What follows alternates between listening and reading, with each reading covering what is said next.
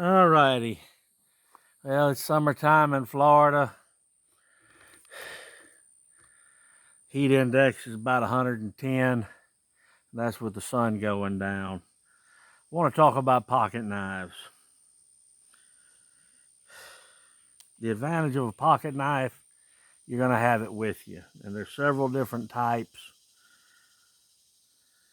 I'm probably not in the real hip thing because a lot of people now like something that's more like a tactical folder like this, clips to your pocket. Got a thumb stud and you've got a flipper on this one. This is just a little Walmart Ozark trail knife. I've got it for a later project. Picked it up for about $5. But this is what a lot of your tactical folders are. And some people, this knife meets their needs. It's got a inline lock. Simply press it and close your knife back up. When you flip it out, it locks, so that gives you a little bit sturdier blade than a typical slip joint knife. Now, I've mentioned that because I don't carry one of these a lot of times, I'm probably not one of the cool kids. The reason that I typically don't, and there are exceptions to the rule, is I've lost a lot of knives with the clips, tactical folders, clipping them to my pocket. And when I sit down, sometimes they go missing. The knife I generally carry, case, trapper design, has your main blade, has your spade blade. Main blade you use for general tasks. This one is simply a slip joint knife. From just about anything you want to do. The spade blade here, this one's set up kind of special. And I keep the main blade very sharp. The spade blade I let get a little dull. And there's a reason for that.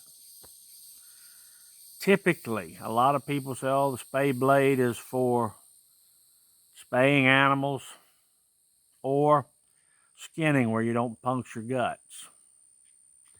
I use mine for a little something extra. This is why I let this blade get a little dull. And it has to do with the swamp cabbage, what fancy folks would call a heart of palm. With this knife blade a little dull, I use this to cut my cabbage and boot them. This is a trick I learned from my grandpa. When you felt that blade start to drag, you knew you were into the bitter. You had to make some changes, change the way you were cutting. And that's pretty much this one's story. I typically keep one in one pocket and one in another. This little Victorinox Swiss Army knife. It's good to have a second knife, particularly whenever you've got a screwdriver, bottle opener,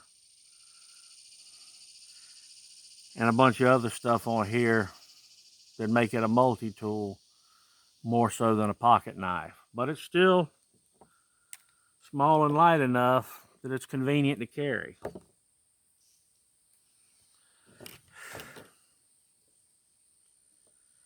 One that gives you a little added extra is called the Stockman. It has a main blade, just like the Trapper. It's a little bit smaller. It has a smaller spade blade. Same thing with the swamp cabbage. I let this one get a little dull. I don't keep it razor sharp like the other two. Also, we have a sheep's foot blade. And this is the blade, even on the quality case knife like this. This is the one that does the dirty work, the scraping, the grinding, peeling back insulation on wires. This is for the dirty work. A lot of times, this being slightly smaller, if I'm going to an event in a city, this one gets slipped in my pocket.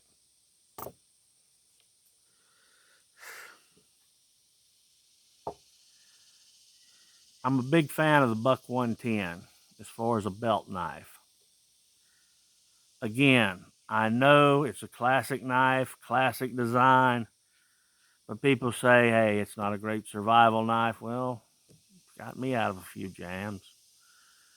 And I like the lockback design on it because when it's executed properly, that type of lock gives me a very strong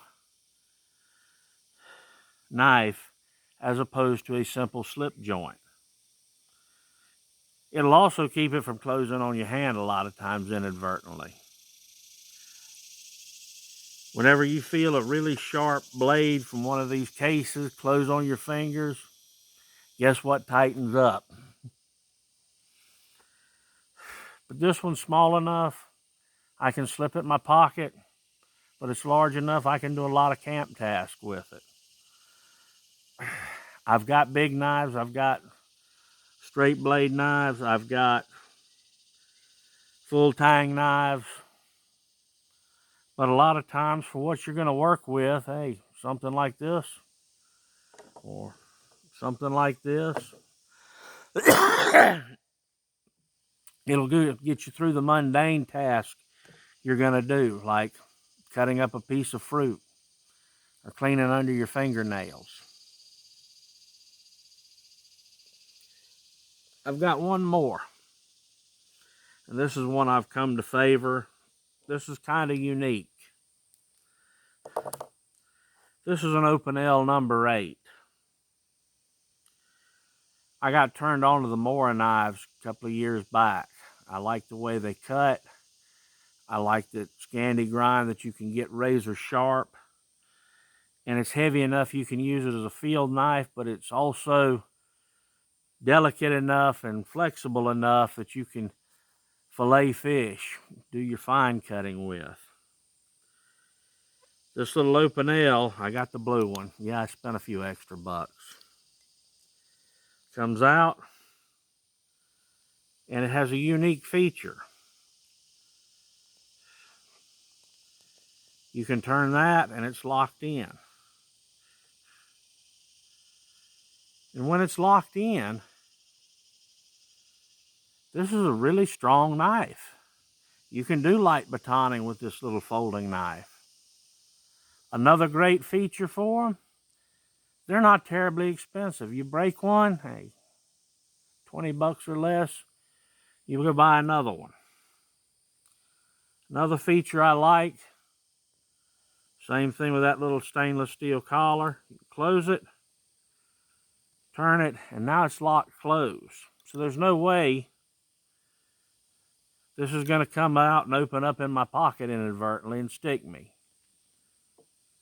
Okay, if somebody gets a hold of it, wants to hurt somebody or themselves with it, it's going to take them a few minutes to figure out, hey, you got to turn this back, bring the blade back, lock the collar. May give me that few seconds to take it away from them. Understand, for the most part, these are utility tools. This is stuff I use in the woods, stuff I use in the kitchen, stuff I use every day.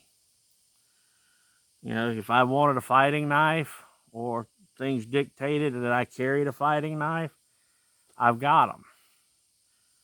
But I focus more on the utility of them.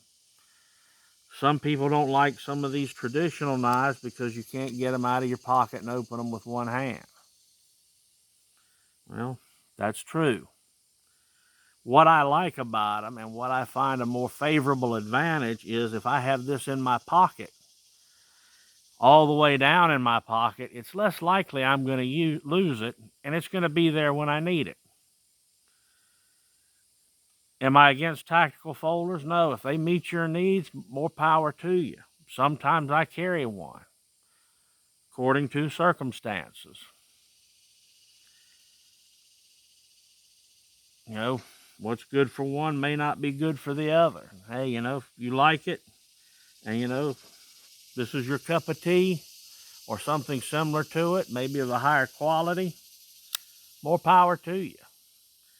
I like the traditional knives. I like the traditions that go with them. Being in the woods, hunting, fishing. I like the fact that when it's in my pocket, most likely I'm not going to lose it. Have there been occasions where one has inadvertently slipped out of my pocket? Yes. It happens. But it's less likely. I've lost two that fell out of my pocket, one which I was able to recover, that are traditional style knives. I've lost half a dozen of these tactical folders and don't know where I lost them. That's my opinion on them. This is what works for me. Figure out what works for you. Maybe it'll give you some food for thought later on.